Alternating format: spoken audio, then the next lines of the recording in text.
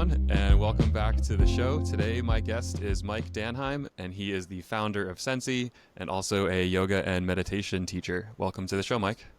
Thank you. Thanks for having me on, JT.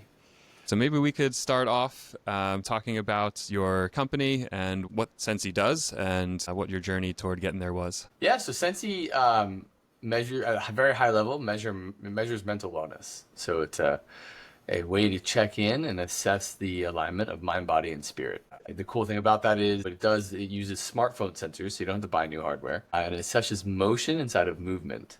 So little micro movements in gestures to assess how we're feeling or the state of the somatic nervous system in relation to what we're thinking about. And then if we're blocked or stressed, it has personalized automated interventions so that we know what to do with that stressor to go into it to unfold its deeper intelligence.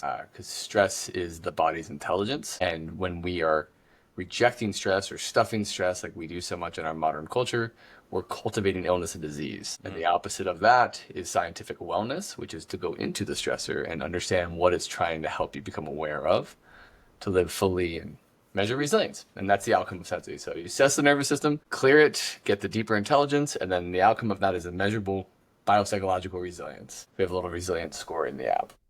Very cool. As you're talking to that, and maybe this kind of came to me as you were speaking, like stress is the body's intelligence. It kind of reminds me of like when they say emotions are like these messages coming from the body. Is there a link or connection between stressors and certain emotions? Or are they tied together and kind of how you go into them and try to learn from what the body's trying to tell you?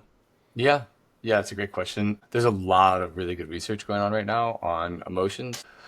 But, so we did 9 years worth of research on gestures, gesture analysis, and emotion assessment through the body. A lot of times we use the face, and what we saw, I can just speak to our research, and there's a lot of other research that points to this as well. But what we saw over and over again is that there's sort of 3 categories of emotions. There's emotions that don't have stress.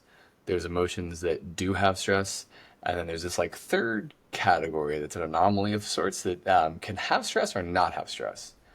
And an example of that, to kind of ground it in something that's tangible we've all probably experienced, would be like a sadness that is devastating and destructive, and I get depressed and it destroys my life. Or a sadness that feels so good that I almost want to share it. And those are, very real sadness like that. Yeah. And, there's the emotions kind of can fall into those 3 different kind of buckets. Interesting. So Sensei is on a smartphone. It's an application you download. And then can you talk about how it detects the stress, like what the mechanism that it's measuring for is? Yeah. So there's sort of like layers to that question. If it's okay, we can talk about the stress responses first, and then we can go to the technological assessment of the stress response. Does that work? Yeah, sounds great. So, for those listening, if you don't have a background in stress physiology, like there's been just tremendous research over the last 20 years in the neurophysiological response of stress and what are those channels. We actually have a video up on the Sensei YouTube from Harvard's former chief medical officer of their Mind Body Institute, Dr. Eva Selhub, where she does a great overview of what I'm going to share. So if you want to go deeper in this, go to our YouTube channel and you can find that. But what Eva shares is she's a world-class mind-body medicine practitioner, medical doctor, and Harvard-trained physician. And what she shows is that there are these 2 sort of primary channels of the stress response. One is neurochemical, one is neuromuscular. So when we get stressed through a perceived event, those things happen simultaneously. So, you have the chemicals, cortisol, amylase, epinephrine, norepinephrine, like all these different chemicals that are just like flooding the body. But then you also have muscle tension. So muscle tension's firing simultaneously, and it's this like huge concoction of chemicals and energy, electrical energy in the body that are elevating us to respond to the stressor. Mm-hmm. So that is the stress response of our body that has been fully like researched and identified and clearly understood. And what we did was we took technology and applied it to how can we assess muscle tension in relation to what we're thinking about, because thoughts can be a perceived stressor. And the way we did that was we created a very specific gesture to help us assess muscle tension in micro movements. And it comprises of 2 things: a fine motor movement where you swipe a slider on your screen where we can assess tremble and micro movement. And then you do 1, 2, 3. So there's 3 shakes of the phone, which creates a waveform that lets us use the gyroscope and accelerometer inside the smartphone to assess what's called the somatic nervous system, which is where feeling and emotion arises. Was that a that cover? Yeah. Yeah. Yeah. So basically, the sensors in the phone can kind of detect the level of tension in the muscles, and like thus the amount of tension in the body gets displayed and or gets picked up on by the app to then detect whether or not it's a more stressful state of existence or a less stressful state. Is that kind Correct. of the basic idea? Yeah. Yeah, correct. And really specific to psychological stress with what we've been doing, psychological, emotional. So being able to identify what we call emotive cognitive blind spots. So, people are like, well, I know when I'm stressed, why would I use that, right? And like, sure, that is true. But what we tend to do in our modern culture is we stuff that stress down. Mm. Because we're all operating so fast. There's so many things we need to do these days. So we wind up taking these things that are important for us to look at and we stuff them because we need to get to the next email, the next task, whatever. But that thing that's been stuffed down is still there. And until it is seen and understood, it's operating. It's creating the chemicals and the tension, and it's what leads to illness and disease over a larger window of time. Mm. And so what our technology does, maybe you didn't have time to deal with it during the day, at the end of the day, or when you have space to check back in, get the insight, identify the blind spot, because if that blind spot's not seen, it becomes triggers, it becomes reactivity, it becomes hatred, anger, frustration, all the things we don't enjoy. It's from that repressed stressor. Interesting. Yeah, because you said cognitive blind spot. I think that's the first time Emotive. I've Emotive. emotive. Yeah. So it's like emotions, and then also like the cognition, like your brain, and then like the feelings, and then blind spots. Are those the maybe feelings, emotions, or events that you're saying can get suppressed and ignored? Is that like is a blind spot and maybe suppressed feelings or stressors equal, or are they kind of different? How you see them? So, was just make sure I understood the question. The question was, are feelings or thoughts equal? Or maybe a better way to phrase it from my side would be, what is a blind spot? Oh yeah, yeah, yeah. So blind spot would be the process of. I'll do a human example, very human example of you have a significant other, I have a significant other, right? Okay, so something happens and I don't communicate on it and I stuff it down. And it happens again and I stuff it down. And now, if I do that enough times, I'm blind to a thing that is a value of mine that I'm sort of denying myself of. Hmm. And then what happens is someone does something that's similar and I explode because Interesting. I don't allow myself to have the fullness of my intelligence. I'm repressing it, repressing it, repressing it. And then I get reactive, I get charged, I get frustrated. And so that's a blind spot. And we all tend to have them. Yeah, yeah, that's it's kind of interesting. Like the things you get most mad at in the world, right? Or they say is like what you truly are, or like what you have deep down inside that maybe you're ashamed or embarrassed by. So Sensei can kind of be a tool to maybe like inventory or like go back through your day or your week and think about these things that may have caused some embarrassment or caused some stress or shame, and just make sure that you're integrating that experience, validating it for what it is. That's right. Yeah, that's right. Yeah. Yeah, because the way you just said, and this is like there's a lot of different sort of like spiritual religious domains here that touch on what we're talking about. And there's a lot of belief that these events that happen in our life where we keep getting triggered, whatever the pattern is, it's actually the universe trying to help you because that thing that's getting triggered is not serving you and it's there. And the Hmm. only way to resolve it is to look at it. So what happens if we have this pattern where we just, that one guy, I just can't stand him. So, he just keeps showing up. It's because she's a mirror. If he keeps showing up, it's a mirror. It tends to be showing you. And this is a lot of variability here, right? If you're like in an abusive relationship, whatever, get out of it. But, Right. the pattern thing I'm talking about, where we don't like it and we want to look, what is it within me? Right. Yeah, it's kind of like the idea that you'll keep on being presented with opportunities to learn particular lessons in this life, and if you don't learn it, you'll just kind of have to take the test again and again and again until you learn the lesson, and then you can School of move on life, to the man. next one.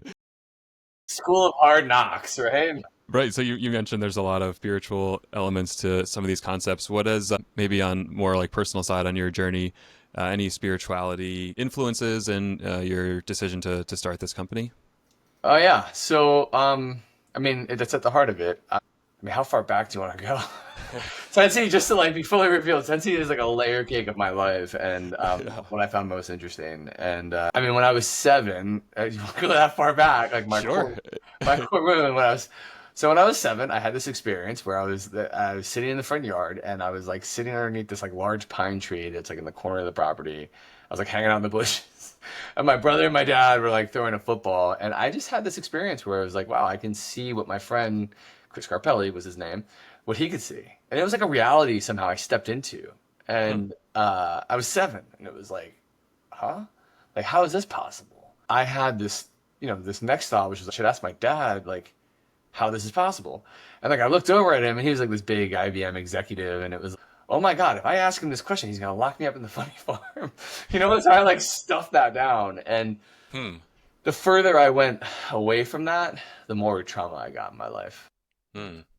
And finally, I understood. I was like, oh, I'm supposed to be walking in that path. One of the traumas that I got along the journey of walking away from that path was a car accident, a really bad car accident with an out of body experience. I had amnesia, retrograde amnesia. But when I was out of the body, I actually watched the body walk around without me. What's really cool about that is the more I've shared about this, the more I've come into contact with other people who've had similar experiences. So it's not an uncommon thing. But also when I was out of the body, there was just all of this light that modern neuroscience research has demonstrated that our brain filters out like 2,000% of reality around us that we don't Hmm. see. And when I was out, you could just see this extraordinary amount of light. And I felt so loved. And it was so incongruent with what I was witnessing because the body's like walking around and it was like this multi-car pileup with more. There was black ice. So like all these cars were like coming down. Oh, dang. And I'm just in pure love. Like everything was perfect with that insanity. Like it was like, and the healing journey from that car accident was long and arduous, and it led me to actually being suicidal. And I was having problems with short-term memory recall. And long story short, a hippie guy who I met taught me how to meditate. And through like about 46 months of meditation, my brain recovered, my memory came back, and like my life took off, and I had extraordinary success in technology, and it left me really curious about movement, neuroscience, and consciousness. Yeah. And yeah, that's where I'm at. That's pretty intense story. So I kind of want to rewind it back to when you were 7. Was it almost like when you were saying it, kind of like being John Malkovich, like you go into this view and like you're kind of behind the eyes of like this other person? Was that kind of what the experience was? Like you Yeah, it saw the was. old. It was. There was no separation. It was none like, oh, I'm in his eyes. It was like I'm. It was just having. It was like the reality of it. It was like wow, and somehow here, there, at the same time, just no separation. Yeah. Yeah. Yeah, I think it's probably pretty common. I mean, I've not had that type of experience, but a couple other guests on the show mentioned that when they were younger, they were experiencing or sensing almost these like other dimensional or other fantastic experiences, but they didn't necessarily want to share that with either their parents or friends for fear of being made fun of or being like called insane or something like that. So I wonder how many like, of those experiences are happening on a daily basis that just no one ever really hears about. And because of the fear around sharing the felt experience and like just describing it, they're just it kind of perpetuates the idea that these things aren't real and that they're not happening. Yeah, and now, there's a lot of government, like CIA declassified documents that have come out that they've been using these techniques for espionage and like government work, like Project Stargate. Like there's a bunch of really big ones that have been released. You just start Googling it. That's a Right. big rabbit hole in itself. Yeah. And the topic is called remote viewing. So if you just like Google up like CIA remote viewing, Hmm. that's what I mean. That's basically what I was experiencing. I was remote viewing, and I didn't know what I was doing. But I do healing work as well, and I only just realized this year that that's actually what I'm doing. Because when I do healing work, there isn't like a healer and a healee. There is when you're together, there's union, and I'm essentially sort of remote viewing because I can feel deeply, and so I'm feeling where the trauma is. I don't know what it is, but I'm sensing it, and then I'm asking them questions so they get to it, and which is another application of remote viewing that I think is really high functional for mental health. But the CIA used it to like spy on Russia and like actually go into filing cabinets and extract like files. Wild. Yeah. It's so nuts. I mean, these are declassified CIA documents. You can read about them. It's so. I mean, the point is that we have latent abilities, and as humans, we have these very, very deep latent capabilities, and they're actually well researched. There's. Do you want me to go down this path? Yeah, let's do it. I love this Yeah. stuff. There's Yeah. a group called the Institute of Noetic Sciences, which noetic is angels, Mm. angelic sciences. Really good PhDs. We actually worked with one of them, Julia Mossbridge, to do our initial research trial with Sensei. Julia is a researcher on time perception. Her work is really fascinating. And anyways, Institute of Noetic Sciences has been looking into all of these things, and like, I think there's a book they have. Ray Dean or Dean, the lead researcher, they wrote a book, and it's something like supernatural, super normal. Hmm. And like our normal state is supernatural. And just to tie this into like Sensei and like, this over conversation we're having, Right. when we're super stressed out, we can't access those abilities Mm-hmm. because you're in fight or flight. So we're down regulated into the cerebellum and the back of the brain, the higher functioning parts of the brain and the heart are offline. They're in hypervigilant mode. Mm. And so the ability to relax gives us access to a much broader bandwidth of intelligence that's accessible to us. Yeah, yeah. I mean, I love these topics, and I think you were probably one of the very first people that started talking about more metaphysical, connection, energetic, like all these kind of different elements of the universe. Like when I was taking your yoga classes, you would obviously be cueing the poses, but then you'd also be talking about the philosophy and different research around like mind body, spirit connection, and things like that. And at the time, I had never really been exposed to that type of philosophy before, and like at first didn't really like land.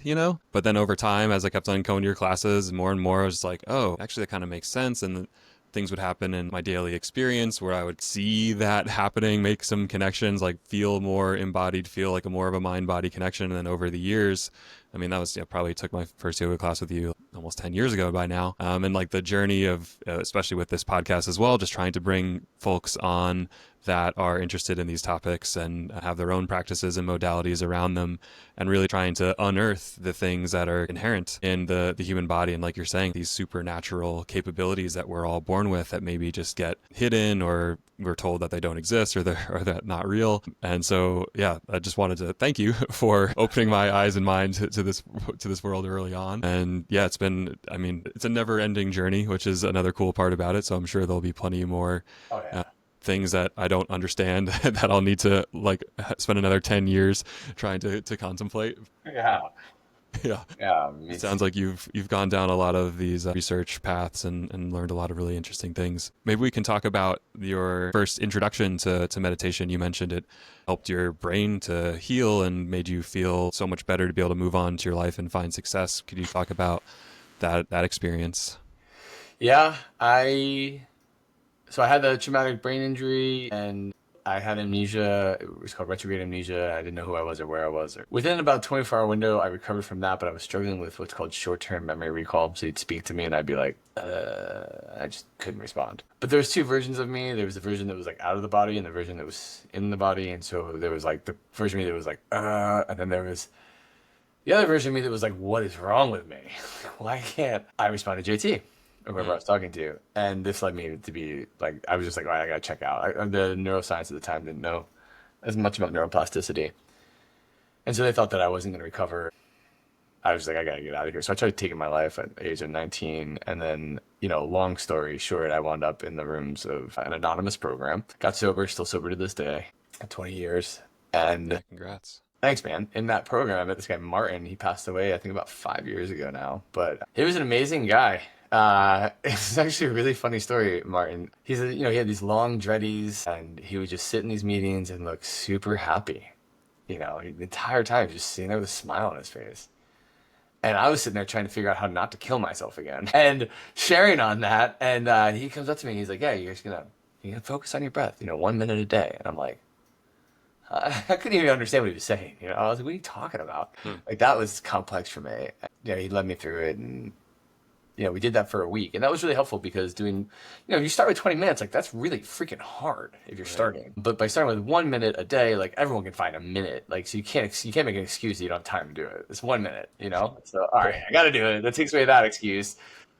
But then also like the 1 minute, like for me, I mean, even with the trauma, like I could stay with it, and so that was giving me wins. So over 7 days, I got like 1 minute meditation wins, and then week 2 he increased it to 2 minutes. Week 3, 3 minutes. 4 minutes, 5 minutes, and then we got up to 20 minutes. And like by that time, it was like different person, like Wow. just different. I was a different person. And it was so funny because about a year before he passed, I was back up in New Jersey. That's where I met him, Morristown, New Jersey. And I was like, Martin, so good to see you. And he was a lot older at this time than he was when obviously when I first met him. And I was like, man, thank you so much for helping me change my life. And he was like, what'd I do? No memory of it. In my mind, it was like, you're my savior, my God. He's just like, huh? We did something together? Who are you? No, he remembered me, but he was just like, what? And, Yeah. but I also, like, that expression was, the dude was such a humble man. It was awesome. He was an awesome guy. So I'm grateful for him. Yeah, yeah, speaks to the impact that small behaviors or helping out people that you may think, oh, it's only giving the guy a suggestion and kind of helping him through on this meditation practice. Maybe to him, not that big of a deal, but it can be incredibly impactful for the other person. So It it's, changed my life. All my success comes from that. Like, any area I've been successful, it's like from that teaching. yeah. Just a simple focusing on my breath going in and out of my nostrils. Hmm. And then if anything makes the mind go away from that, having loving compassion awareness for that I've drifted away and then coming back to the breath again, Yeah. literally changed my whole life. Yeah, that's wild. When he was telling me this in the beginning, he didn't tell me to change my life, but he was just like, I'm the same time I'm not trying to kill myself. And he's like, you're going to focus on your breath. And I'm like, yeah, like, how's that going to help me? Right. Yeah, and you're mentioning too, like start with the 1 minute because I know for habits that I've tried to adopt, the hardest part is just making the mental decision of like, yes, I'm actually going to do this, and it doesn't necessarily need to be anything too drastic. It's just like you got to get some traction on getting a routine, getting a habit going. Get the buy-in to be as low as possible, where it's not intimidating for you to try to commit to on a regular basis. Can you talk about other practices that you've incorporated over time since that in your wellness routine? Well, I mean, yoga, the asana practice, so helpful. I'll just share what I learned about that. I think was really helpful was, these yogis that were way back meditating. Um, it's actually really amazing because they were aware of this now, and science is just starting to understand this. And it was about thousands of years ago. But basically, and this goes to show how powerful meditation is, right? So these guys were ancient yogis sitting in like caves, wherever they were sitting in forest. And, they had the realization that the energy of the body was disrupting their meditation. Mm. And so this kind of gave birth to the asana practice. And the asana practice is designed to release the tension. Because if we have lingering tension in the body, what that does is it sends what modern neuroscience calls gamma neurons up to the brain, and then the brain converts that into thought activity. So if we have a lot of repressed stress in the body or a lot of repressed tension, it's going to create lots of chatter, which makes meditation very difficult. Mm. So the more at peace our body is, the deeper and the more meditation unfolds because there's a depth to meditation. Yeah, yeah, that makes total sense. I mean, obviously, with the yoga asanas, it's a physical process to kind of move in these different shapes, and like you're saying, release the stress and tension. I mean, I've noticed that myself, even just going for a long walk, or going to the gym, or going and playing basketball, or whatever it is. If I exert myself and quote unquote exercise the demons out of me, it's like, oh wow, I feel totally better. I could start the day off all stressed and nervous about something happening later, and then like my mind will start racing, but as soon as I like physically exert myself and get the energy out, then it's like, oh, my mind will be much more still, much more calm. I'll be able to focus better. Yeah, I didn't realize the gamma was Gamma neurons? There's something gamma called the gamma neurons. loop that's like really interesting, and it's a lot of like we think Sensei's assessing, but there's like it's bidirectional. So like you can have a lot of thought activity which sends neurons down, which creates tension, but then you can also have a lot of tension that sends neurons up, which creates thought. And so it's this like loop, and that's why the asana meditation practice pairs so well together: peaceful body, peaceful mind, peaceful mind, peaceful body. Interesting. Very cool. So with the Sensei app and monitoring, and say you get the result that there's stress present, do you have next steps for the person using the application to try to address that? Yeah.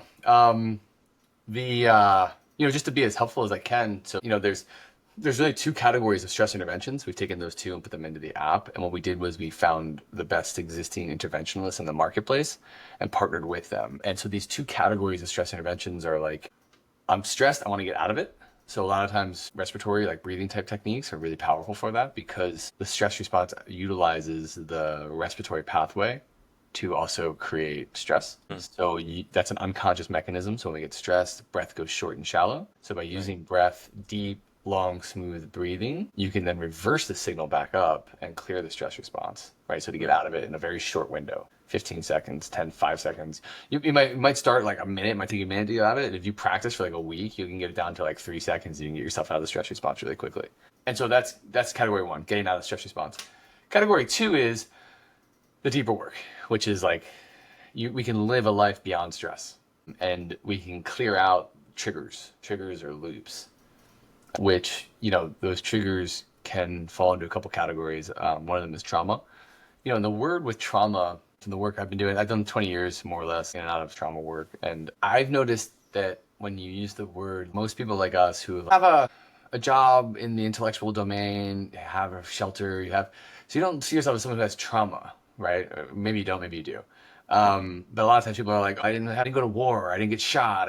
I think a lot of times we perceive trauma in that way, and that is trauma, right? But like trauma is relative. An example would be like a kid who wanted a certain kind of car and his dad didn't get it for him. And like somehow that became a very deep, not somehow, but it became a deep traumatic experience that got repressed and he didn't look at it, unpack it, or have that conversation about what was going on inside him. And now he has carrying that weight with him. Like that's just an example. Right. I liked my first car.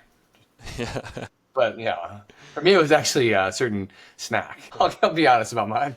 And that was the reality. I was raised in a great family, great house, a loving family, like just amazing, had lots of stuff. And like, I wanted the Dunkaroos, dude. And my mom wouldn't buy the Dunkaroos because they were shit, and she was right. But I wanted them. My friends had them, Dunkaroos and Gushers, and like, she wouldn't Classics. buy it. Yeah. And like, the way that jacked me up was, so that's food, it's sustenance, and that got like tied with money. And so I had all these challenges with money I was working around until I worked with a really powerful healer. I didn't get to that because my logical mind never would have looked at the snack that I didn't have, and like that's the part that I really want us to unearth, because we can collectively together dude, our potential is unlimited, and the more we can help each other in this domain, I think the more we can start to uncover what it really means to be living in these human bodies and these divine experiences that we can have. Right. Yeah, no, I think it's so important that you brought that up. Like, trauma is relative, and no one should feel that their experiences are any less than anybody else's because they may not have been that person's definition of what they think trauma should be. And I think a lot of times it almost, myself as well, at the beginning of my own healing journey is like, I've been very privileged. I realize this. I'm like trying to be grateful with everything that's happened, but like I have these things that'll kind of nag at me and trigger me, but then I'll feel guilty for having that response, like feeling like ungrateful. But I think that that's a blind spot. Right. That's a blind spot. Right. Sorry, if you don't mind. I'm sorry. Yeah, no, yeah. No, Okay. Please do. Yeah. We can unpack that in another call, but like that's a blind spot. And you can unpack that quickly. You don't have to go 10, 20 years. We've been told that you can unpack it in a session. Sorry. Yeah, no, I've just got my mind spinning on different blind spots that I probably have. But I think it's important for people to not deny their own experiences, their own things that they may want to seek healing for. Like, don't avoid it just because you don't think you are justified in seeking it. I think that if more people were open to the idea of introspection and looking back on things that may need some attention, some compassion, some ways to work through these different experiences that maybe bias us one way or the other, or create like these emotional stressors. It's just good to know that other people and everyone really on this planet has similar things and similar processes that they need to work through or can benefit from working through and shining a light into the dark places. For sure, man. For sure. Yeah, a lot of wisdom when you just said. Yeah, I'm sitting with that because it's hard, and what we're talking about is it's also not. It's like this weird thing where it's hard and it's not, and it's like this ability to just look, and to be honest. Like, you were being really honest when you were sharing that. I said blind spot when you said you don't because you feel guilty, and so that's a layer cake, right? There was the first thing, and there was guilt on top of it, and that's the process of looking, is like staying at that the first layer. Like, where am I? I'm in guilt. Okay. Hmm. But what happens a lot of times is the emotion that we put on top of whatever the thing is that we want to look at, this thing ejects us out, right? Right. Because there's been little to no emotional education. I mean, I don't know about you, I didn't get a lot growing up. No. Yeah, right, right.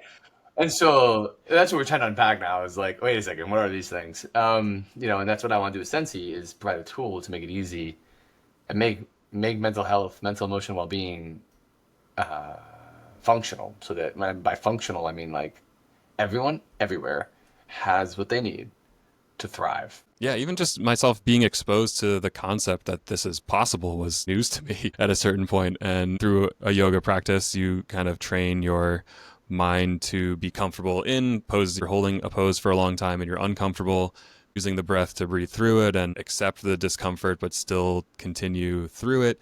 I think a lot of that comes up when some of these more emotional healing experiences or triggers that you can then sit with, like, why am I feeling so uncomfortable? Just like let the emotion be there, observe it, don't try to just immediately force it back down. I think that's one of the practices that I've been trying to cultivate, of just exploring what the emotion is, to then try to ask questions as to why it may have come up, and what I can do to address the underlying causes. Yeah, that's it, man. I love that you share that because I think that that is like one of the unspoken, most powerful forms or point of yoga, of the yoga practice, yoga asana practice, is to see myself in honesty. Like you said, I'm in this pose, I'm uncomfortable, and now all of a sudden my brain's saying, I hate the teacher, she sucked at life, why is she wearing that dumb shirt? And it's like, oh, so this is how I behave when I'm uncomfortable? I shit on other people? Like, oh, that's what I do. Oh, now I can see myself. And then like breathing through that, what Mm. that's doing is it's repatterning. So instead of projecting all the nastiness by using the asana and breathing through the discomfort, there is a cultivation of peace, which then extinguishes that behavior.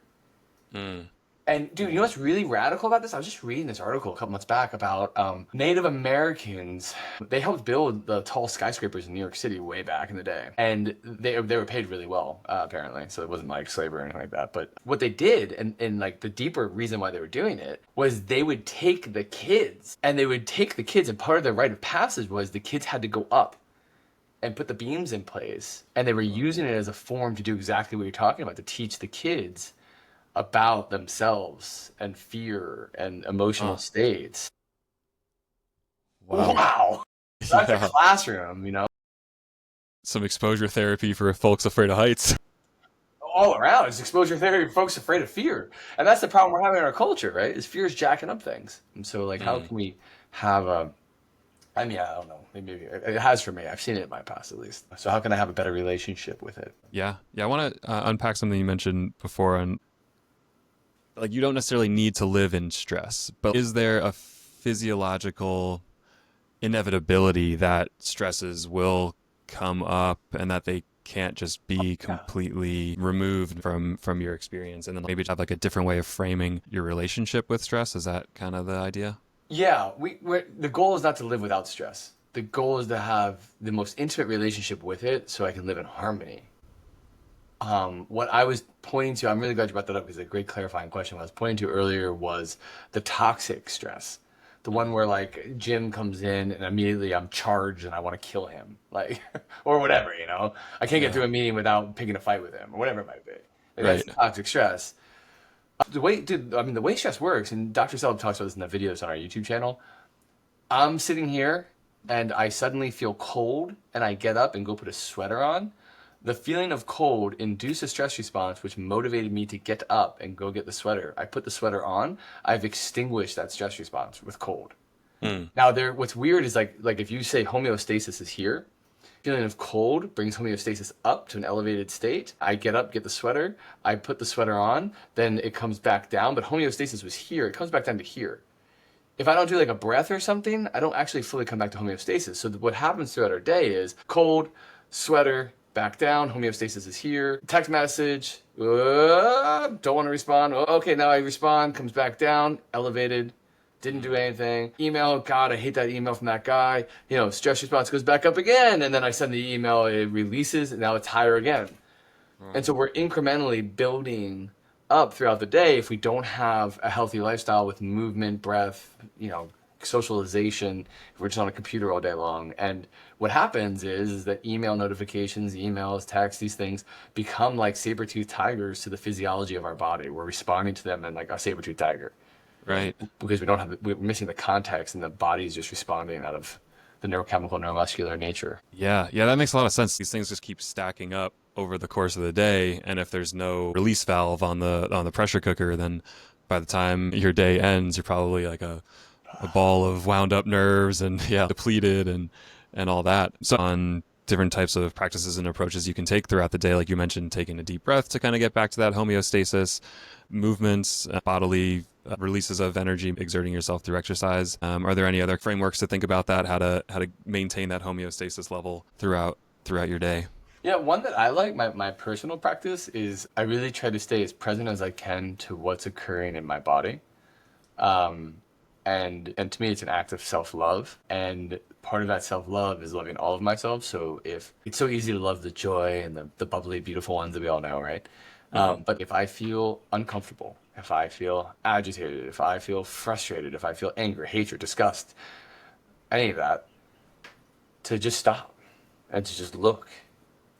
And when I say stop, it's not like I'm stopping for the day. I'm just Right. getting still because it's like, whoa, whoa, what's that? It's not natural for me to be in hatred or anger or disgust or frustration. Like, that's not natural. I lived that way for a long time, like constantly frustrated and just like trying to grow a company as fast as I could. So now what I do is as soon as I feel that, I stop, I get still, and I look. I'm like, oh, what is this? I take a deep breath, and then I ask it, what would you like me to know? Oh, this guy is behaving the way I used to behave. I love and forgive myself. Mhm. Infinite different possibilities there. I just gave that example. But Right. the process of looking gives me the intelligence, and then the energy is free. It's energy that's playing out in the body, right? Right. Yeah, I like the taking the curiosity approach, like asking the question, stopping for a moment. I think a lot of times I feel like I don't have that 1 second to 1 minute to 5 minutes time because of all the different distractions coming in, notifications, thinking that other people are waiting for you and like having this sense of rush. But I think it's a nice reminder to realize that in your day, you are able to carve out minute, 5 minutes to take some stillness, go find a quiet space, get back to having some self-awareness, back to the breath, and then allow yourself to process what went through and come at it with that kind of curiosity mindset of like, why am I feeling this way? What is my body trying to tell me here? And the irony is that part of us, I think what you just said is like a universal experience in this modern world. And the part of us that feels rushed, that's telling us we don't have time to look, is the part of us we want to look at. Hmm. That part of us that feels rushed and doesn't have time to look is the part that's making us sick, frustrated. It's jacking up everything. And Yeah. when I act out of that, I'm creating more of it. When I take a breath and I come inwards, I'm gaining the depth of presence to be more aligned with what's in my best interest. Mm. That's why the ancient saying that like at first doesn't make any sense, but makes a lot of sense in this perspective is I just drew a blank. It's a good spiritual joke. No, but it's that was freaking great. Yeah, no, it kind of reminds me of like nature doesn't rush, yet everything Yeah, gets done. that's it. There's a whole saying in meditation that I'm trying to get my hand around that, and for some reason it's running from me, which is it's like the part of us that thinks we don't have time to meditate is the part of us is the reason why you want to slow down. Like that Right. sounds like what, huh? But it's like Right. I mean for me I was that way. I was like what am I talking about? And then once you slow down and meditate, you see it like oh my god, this pattern is jacking everything up. Hmm. And so there's a saying which is slow is smooth, smooth is fast. Right. When I was going as fast as I could in business with the frustration, it was taking me forever. Yeah. Yeah, I think a big part of that too. I mean, my day job, I'm a project manager, technology, department at a large company, and if we just move fast, then we're gonna forget things. We're gonna not check in with the right people. We're gonna get stuff wrong, and then it's like what should have been a 3 month project turns out to be a 6 month project. Whereas if we went slow from the beginning and we're very intentional and methodical and made sure we checked all the boxes, Probably would have gotten done in the 3 months or the 4 months, but it's like the feeling of rush, I feel like, is what causes the things to fall by the wayside, the mistakes to be made. So it's a good reminder that you actually can be faster if you go slower. Yeah. Fact. It's a fact. Really a fact. It's not like believe me. It's like go and try it. Right. Yeah. Just try it out for a little while. See how it Please, goes for you. please try it. Awesome. Well, we are coming up on our typical allotted time for the show, but I'm sure we both talk about these topics all day long. I would love that. But wanted to thank you for taking the time to come on the show. And if you had any last thoughts you wanted to leave the audience with, give you the opportunity to do so now. Yeah, man. Thanks for having me on. It's an honor to be here with you, JT. Thanks for everyone for listening. I think the question that I'm exploring that I'd share is like, how can I love myself? You know, what are the ways that I want to be loved, and how can I continue to learn to love myself in more expanded ways? Excellent. Yeah, I think that's something we could all benefit from. I know myself for sure. But yeah, thank you again, Mike, for coming on. Really great seeing you, and hope to talk to you again soon. Much love, bro. Take care, everyone.